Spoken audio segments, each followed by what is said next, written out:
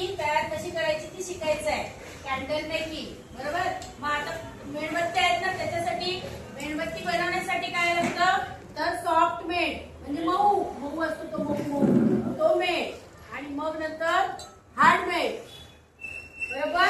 Hard मेण झाल्यानंतर हे साहित्य दोन घेतल्यानंतर त्याच्यामध्ये दाखवलंय परत की कच्चे हे मोल्ड आहेत दिवे साचे म्हणतो की आपण आहे ना, हे साचे पण लागतात. कारण का जर सरळ मेणबत्त्या करायच्या झाल्या उभ्या करायच्या असतील तर आपल्याला हा साचा लागेल.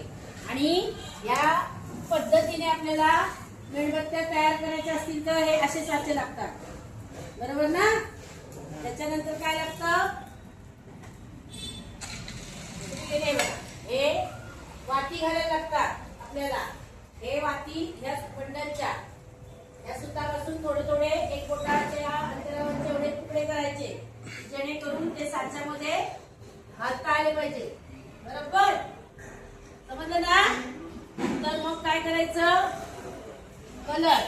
आता या व्हाईट या मेणामध्ये हे बघा, या मेणामध्ये हे दोन मेण एकत्र करून हा सॉफ्ट घ्यायचं थोडा.